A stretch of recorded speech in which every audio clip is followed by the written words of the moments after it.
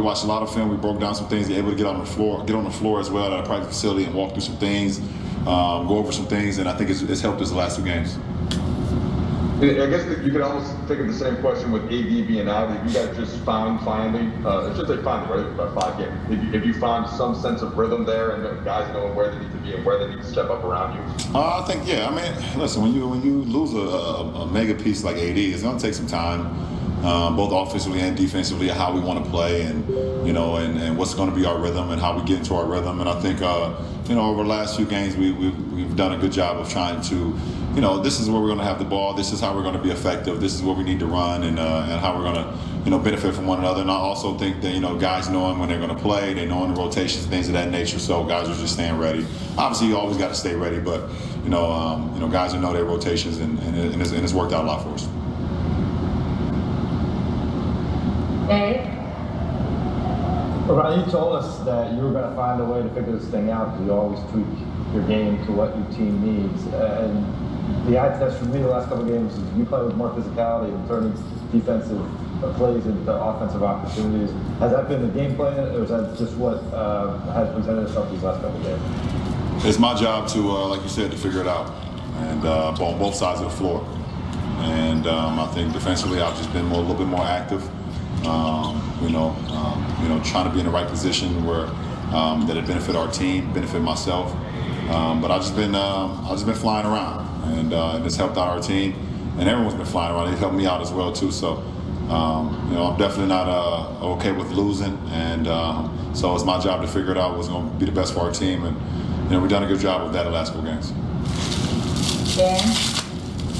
LeBron, before the game, all teams kind of huge effort for defenders, right? You've been a player a bunch of different times.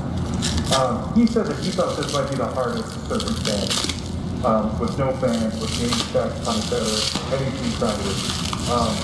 Curious, when you look at this past month, what does that tell you about how tough this has been for you, and how do you think you guys kind of think through it? It's been extremely tough. You have to literally self motivate yourself every single day. And it's very tough because you're playing every other day, if not back-to-backs, and it's not much downtime. So, you have to motivate yourself. And being here in California, like you said, us and SAC and Eclipse and GS, we don't have the luxury of having fans right now. I've been watching a lot of games of late, and there's been 1,500, 2,000, whatever the case may be in the fans, and it just gives you an extra boost. So I'm just waiting, hopefully sooner than later. I would love for us to start having fans here in California, especially here at Staples. It's just adds so much for us, and also to see our fans too. But it's very challenging, and like I said, you just gotta have that self-discipline and that self-motivation to know that you're going out there, and you just have to be able to use your teammates, use yourself, and to get the energy. 18 plus years, LeBron. What self-motivates you still? Because at the end of the day, there's some kids out there that's still watching me. They're watching the way I play the game of basketball.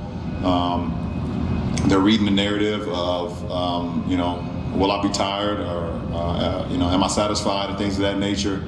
And I don't want to give them an excuse, no matter the circumstances.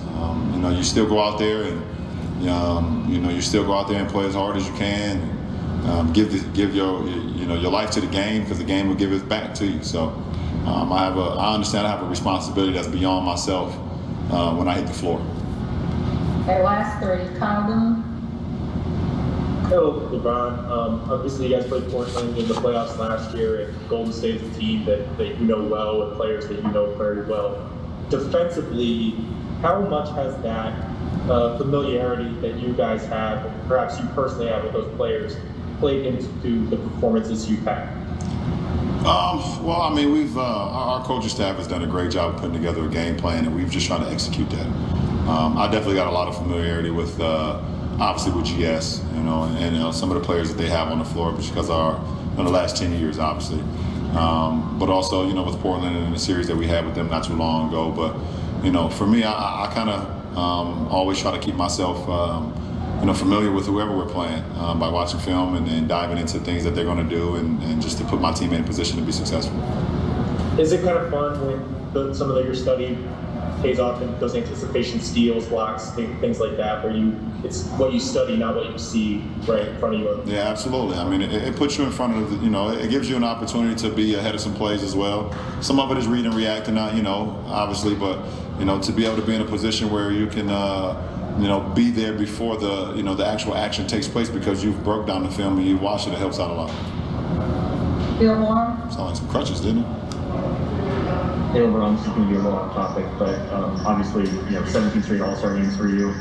Do you, sorry, feedback. I'm wondering what you remember about your rookie year when you played in the Rookie Challenge in LA and what that first All-Star weekend experience was like for you. It was incredible. First of all, I'm a kid from Akron, Ohio, and I was in Los Angeles for my first All-Star game.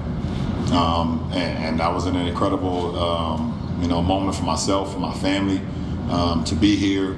Obviously, I wanted to be in the All-Star game. Still kind of irks me a little bit, but I got over it. It's just being here and being around Melo and D Wade and the rest of the guys, and just being a part of the festivity is something I watched my whole life. I was like, wow, how great it'd be to be a part of All-Star Weekend, and for it to be my rookie year, and for me to be, in the rookie challenge, it was something that I probably would never forget. And I got an opportunity to wear some dope shoes that night too. The Zoom Generation 1 Wheats. That's one of my favorite sneakers of all time. So I was just hyped. So it's a long time ago. It's like the Miking drill. It's so long ago. So I'm happy though.